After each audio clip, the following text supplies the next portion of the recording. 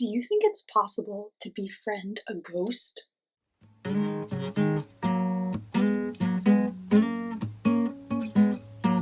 Welcome, friends. Mrs. A here with a spooktacular book to share with you.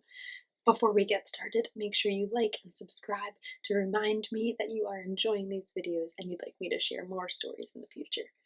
Now, today's book, How to Make Friends with a Ghost, is an amazing and funny and interesting and creative story. And I'm so grateful to the author and illustrator, Becca Green. Thank you for your generosity in allowing me to share your beautiful work, and thanks for that sweet moment of connection when we were talking. Without further ado, let's get into it. How to Make Friends with a Ghost by Becca Green. These illustrations are so detailed and adorable and beautiful, and the story matches perfectly. How to Make Friends with a Ghost. If you've ever been frightened by a ghost, the thought of becoming friends with one might seem awfully scary. But I assure you, ghosts are sweet creatures who need friends too, and who better to befriend them than you? This helpful guide will show you how to create a lifelong and beyond friendship. Introduction. Ghosts are tricky to track down, so it is advisable that you do not try to look for one. Most of the time, when a person thinks they have found a ghost, they have not. See Figure 1, Figure 2, and Figure 3. Figure 1, a costumed child. Figure 2, dusty camera lens. Figure 3, towel on a doorknob. However, Dr. Fantonius Spookel, leading ghost expert and poet, writes, "A ghost is nearly impossible to find. You can look till your face turns blue. But if you're a person who is sweet, warm, and kind, a ghost may come out and find you." Have you ever seen anyone dressed up as a ghost? Have you ever dressed up as a ghost? Have you ever spotted something that looked ghostly, but wasn't? If you think you have been found by a ghost, use this handy classification guide to make sure the creature in question is, in fact, a ghost. From the archives of the Department of Paranormal Classification at the Society of Supernatural Studies. Oh, wow. Look at this diagram. Here, it tells us more about a ghost.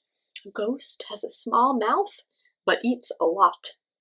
It shifts in size. It is usually 2 feet tall. A healthy ghost has rosy cheeks, great eyesight, so it can see in the dark, arms, but no fingers. Body is transparent and will glow slightly. Wavy bottom for mobility. Do you know what the word transparent means? It means you can see through it. So a ghost's body is transparent. You can see through it, but it will glow slightly. Part 1. Ghost Basics. Although you might be frightened when a ghost greets you, do not run. Ghosts are very sensitive creatures. If you saw someone and they started to run away from you, how would you feel? Sad, confused, upset. Yeah, ghosts are sensitive. Simply smile, wave, and tell the ghost your name. Once the ghost knows you are friendly, it will most likely follow you. Welcome the ghost into your home. If it is reluctant, a simple blow will get the ghost inside.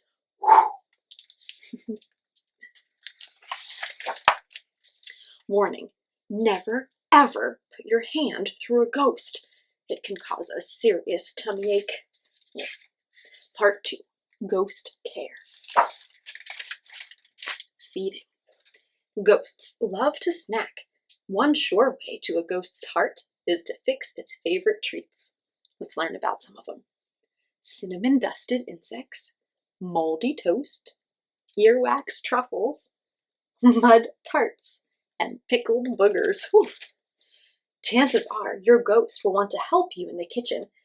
I suggest making floating spaghetti and mud balls together. Cook time all day. serves one hungry ghost. Leftovers will keep in the refrigerator for up to 3 years. And here is the recipe to make floating spaghetti and mud balls. I also recommend these other tasty dishes. For these and more recipes, see my book, Superstitious and Nutritious, Wacky Snackies for Your Ghost.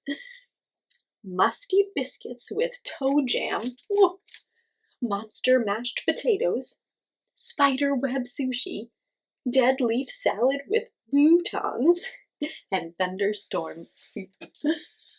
Activities. Take your ghost for a walk in the woods.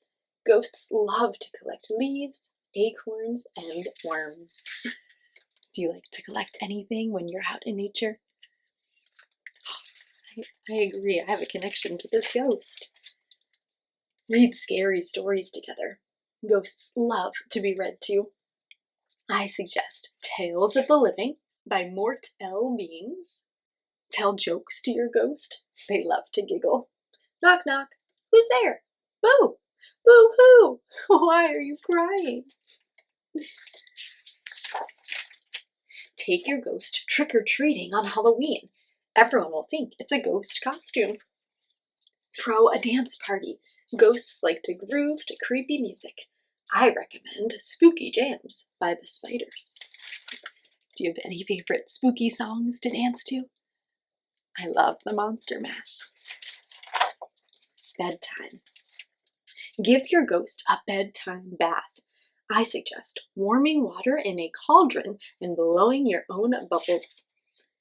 Putting your ghost to bed every night will ensure it sleeps soundly with plenty of nightmares.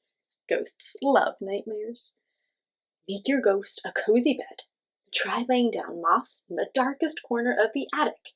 You can also make a canopy out of spider webs. Cozy. Ghosts love to be sung to. Instead of words, try singing to them in eerie hums and wails. Ooh. Hiding spots. Others might be wary around your ghost, so it's best to find good hiding spots. You can hide your ghost in a tissue box, or hide your ghost in your sock drawer. It's also a great place for napping. You can even hide your ghost in the refrigerator. Ghosts love to be cold. Can you spot the ghost hiding in these different places? Hazards. Don't let your ghost be used as a tissue. Booger removal is never easy. For cleaning tips, see my book, From Gross to Boast, Grooming Tips for Your Ghost. Do not let your ghost help with the laundry. Do not let your ghost get eaten. Others can mistake ghosts for food items such as eggs, whipped cream, sour cream, and marshmallows. Part 3. Growing Together. Growing up. When you move to a new home, make sure it is not already haunted. Ghosts do not like competition. When you start working, you will still have to make time for your ghost. I suggest a take your ghost to work day. It's important to spend time with your ghost. When you start a family, your ghost will love many versions of you. Note, ghosts love to play peek-a-boo. Growing old. You will get old, but your ghost never will. It will still want to collect leaves, acorns, and worms.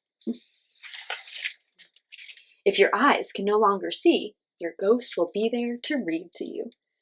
And even if you can't remember jokes, your ghost can. It will be there to make you laugh. The best part about making friends with a ghost is that you'll have the sweetest friend forever.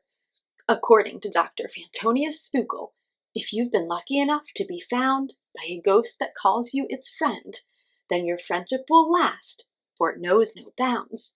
You'll be friends even after the end. Making friends with a ghost seems like such a great idea. A lifelong and beyond friendship. The end.